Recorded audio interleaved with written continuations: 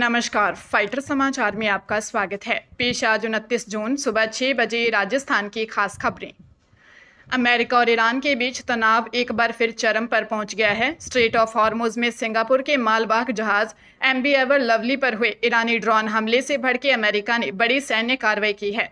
राष्ट्रपति Donald Trump के निर्देश पर अमेरिकी सेंट्रल कमांड ने ईरान के भीतर घुसकर उसके मिसाइल, ड्रोन स्टोरेज और कोस्टल रडार साइट्स पर रात भर हवाई हमले किए। इसे हाल ही में हुए नाजुक युद्ध विराम समझौते का अमेरिका द्वारा पहला प्रत्यक्ष उल्लंघन माना जा रहा है। इस अमेरिकी एयर स्ट्राइक के जवाब में ईरान के इस्लामिक रिवोल्यूशनरी गार्ड कॉर्प्स ने अमेरिकी नौसेना के 5वें बेड़े के मुख्यालय वाले देश बहरीन पर ताबड़तोड़ ड्रोन हमले किए, जिससे क्षेत्र में सुरक्षा का बड़ा खतरा पैदा हो गया है। दोनों देशों के इस सीधी सैन्य भिड़ंत से मिडिल ईस्ट में शांति की हालिया कोशिशें पूरी तरह पटरी से उतरती दिख रही हैं।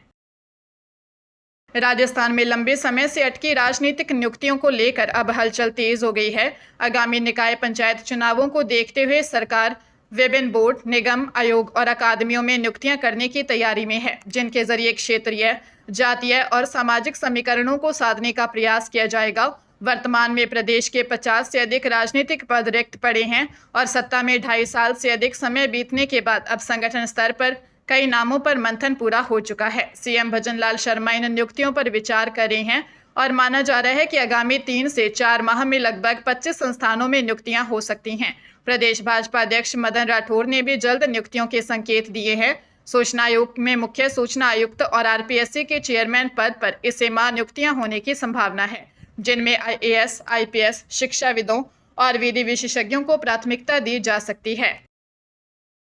जैसलमेर के पोखरण में बॉलीवुड फिल्म कोयला जैसी एक चौंकाने वाली घटना सामने आई है, जहां एक युवती का रिश्ता किसी और की तस्वीर दिखाकर तय किया गया, लेकिन शादी एक मानसिक विक्षिप्त युवक से करा दी। पीड़िता की बहन ने आरोप लगाया कि शादी के बाद ससुराल में युवती के साथ न केवल मारपीट की गई, बल्कि ससुर आईदानराम और रिश्ता तय कराने वाले रामूराम ने उसके साथ दुष्कर्म जैसे घिनौने कृत्य किए। पीड़िता को गंभीर हालत में पोखरण जिला अस्पताल में भर्ती करवाया गया है।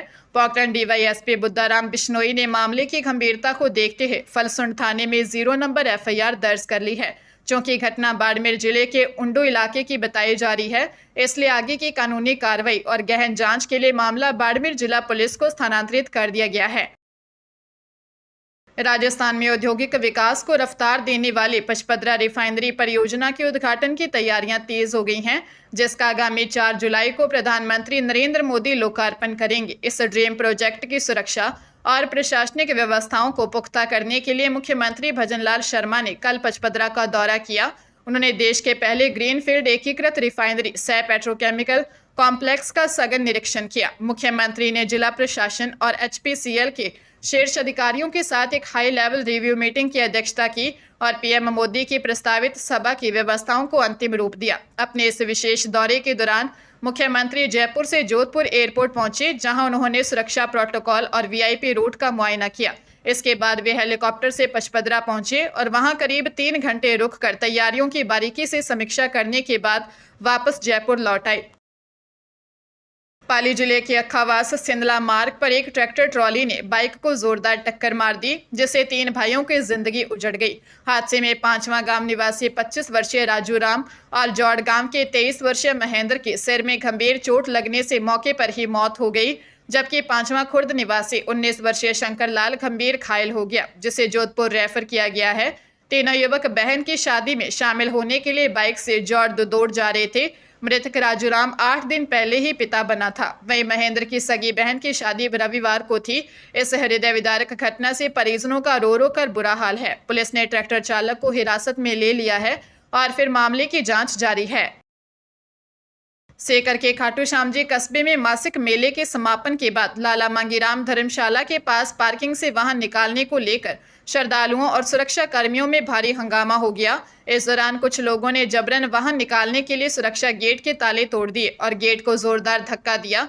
इससे वहां लगा बैरियर अचानक गिर गया, जिसकी चपेट में आने से ड्यूटी पर तैनात होमगार्ड सुशील सैनी गंभीर रूप से घायल हो गई। एक महिला होमगार्ड के साथ भी धक्का मुक्की की बात सामने आई है। घायल को प्राथमिक उपचार के बाद सीकर रेफर किया गया है। सूचना पर पहुंचे ASI शायर सिंह ने पुलिस जाब्ते के साथ स्थिति को संभाला। पुलिस ने इस घटना पर खुद संज्ञान लेते हुए सीसीटीवी फुटेज के आधार पर हंगामा करने वालों के खिलाफ जांच और कानूनी कार्रवाई शुरू कर दी है। राजस्थान के चिकित्सा महाविद्यालयों में चिकित्सा शिक्षा विभाग द्वारा मेडिकल ऑफिसर्स को स्क्रीनिंग कमेटी के जरिए सीधे प्रोफेसर और एसोसिएट प्रोफेसर बनाने की प्रक्रिया का विरोध तेज हो गया है। संयुक्त कार्रवाई समिति के तत्वावधान में RMCTA की हुई बैठक में RUHS मेडिकल कॉलेज और एम्स संस्थान में ग्रुप 2 के चिकित्सा अधिकारियों को लेटरल एंट्री के प्रस्ताव पर कड़ी आपत्ति जताई गई। वक्ताओं का तर्क है कि रिम्स जैसे संस्थानों को एम्स की तर्ज पर विकसित करने के लिए उच्च गुणवत्ता वाली शिक्षा और शोध की आवश्यकता है और बिना शैक्षणिक अनुभव के केवल सेवा अनुभव के आधार पर पदोन्नति देने से शिक्षा की गुणवत्ता और संस्थान की विश्वसनीयता प्रभावित होगी।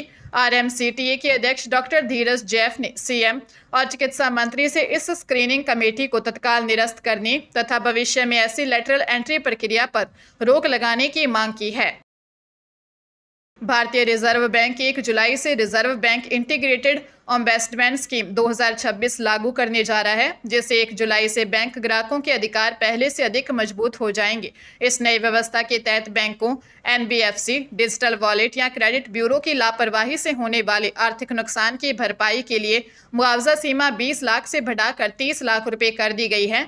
इसके साथ ही मानसिक उत्पीड़न और समय की बर्बादी के लिए मिलने वाला मुआवजा भी 1 लाख से बढ़ाकर 3 लाख रुपए कर दिया गया है। अब खराब सेवा, अनावश्यक देरी और गलत व्यवहार को सीधे तौर पर सेवा में कमी माना जाएगा, जिससे UPI और फिनटेक उपभोक्ताओं को बड़ी राहत मिलेगी। इन्वेस्टमेंट के अधिकारों में हुई यह वृद्धि ग्राहकों को लंबी कानूनी प्रक्रिया से बचाकर जल्द और सस्ता न्याय दिलाने में प्रभावी साबित होगी।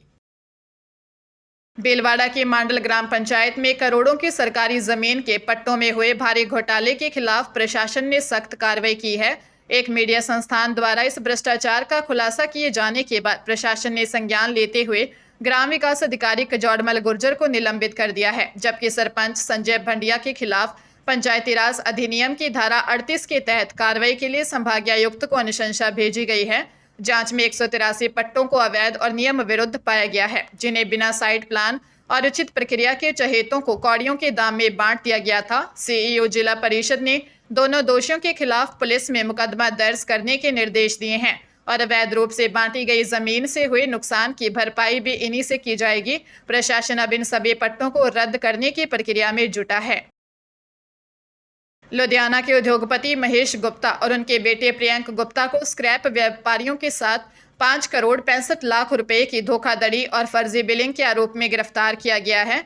मंडी गोविंदगढ़ के मेटल ब्रोकर्स की शिकायत पर थाना सानेवाल में यह FIR दर्ज की है।